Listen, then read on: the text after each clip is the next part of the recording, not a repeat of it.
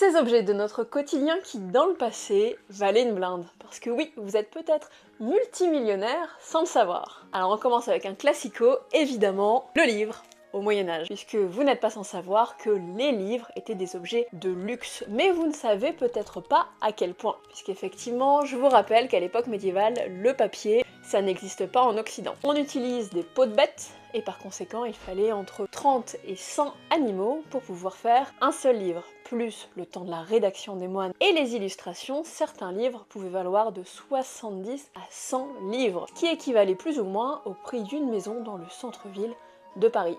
Deuxième objet, et vous le voyez derrière moi, ce sont les fleurs et plus particulièrement les tulipes, qui sont particulièrement appréciées à l'époque moderne. On parle même de tulipomanie dans les cours européennes. Les Provinces-Unies deviennent les grands fournisseurs de bulbes de tulipes qui pouvaient se vendre jusqu'à 10 000 florins, qui équivalait à plus ou moins 2 maisons dans le centre-ville d'Amsterdam.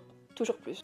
Faites ce que vous voulez de votre argent après tout. Troisième et dernier objet, parce qu'on y va crescendo, en termes de prix, ce n'est autre que le poivre, un objet que vous avez tous et toutes sur vos tables. Le poivre, à l'époque médiévale et dès l'Antiquité, vaut son pesant d'or, et donc littéralement cela signifie qu'un kilo de poivre équivalait au prix d'un kilo d'or. Pour faire mes petites recherches, j'ai regardé combien ça valait un kilo d'or aujourd'hui, et 90 000 euros.